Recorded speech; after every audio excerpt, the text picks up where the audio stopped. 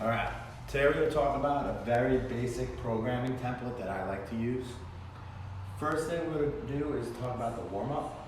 So in the warm-up, this is where we're going to do our soft tissue self-myofascial release, which is going to be our foam rolling, our hitting target areas with lacrosse balls, active mobility balls, things like that.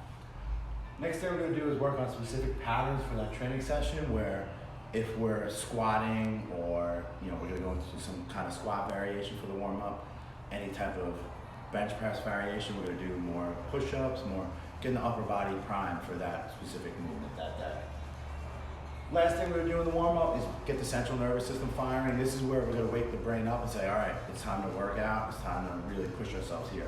This is going to be where we do our med ball slams, our jumps, our sprints, anything that's going to be more explosive, where we're getting a full recovery so we can get maximum effort on each repetition. All right, the second thing we're going to talk about is exercise selection. Here I just have a full body example of a program, someone that's coming in for a full body training session. We're going to include a squat variation. This could be a gobble squat, a back squat, safety bar squat, front squat, TRX squat, any type of squat variation. The second thing we're going to include is a press or a push variation, which is our dumbbell bench press, our barbell bench press, our landmine press, cable press, any type of pressing movement. Third thing we're going to include is a row or a pull variation, which is our prone dumbbell row, our one-arm dumbbell row, our cable row, pull-up, TRX row, inverted row.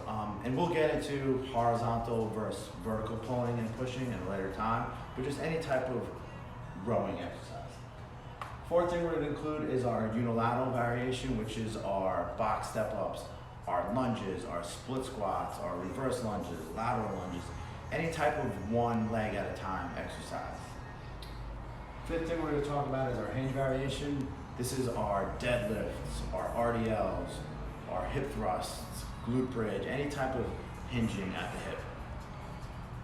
Sixth thing we're going to talk about is anti-extension, which is our dead bugs, our bird dogs, and any type of anti-lateral flexion, which is our side plank variations, any type of anti-rotation, which is power press is one exercise I love to use for this variation.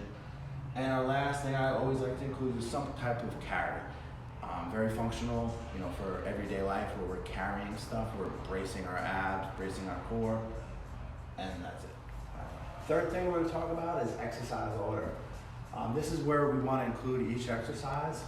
In the beginning of our training session, I always like to have our power explosive movements, again, back to our box jumps, med ball slams, sprints, those type of things where we're putting 100% effort into every repetition and fully recovering.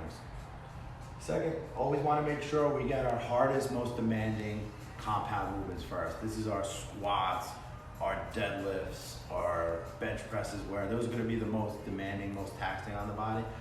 We'll get into a later time about pre-exhaust, where you may want to do, as you get older, you may want to do those type of exercises later on in your training session. But just again, for a basic template, that's the way I like to use that. And our bang for a buck, where we're doing our kind of squat and press, our multi-movement exercises like that. All right, fourth thing we're going to talk about is how to switch things up. I know doing the same exercise can get monotonous over time, but keeping this template, we can plug and play with each type of variation.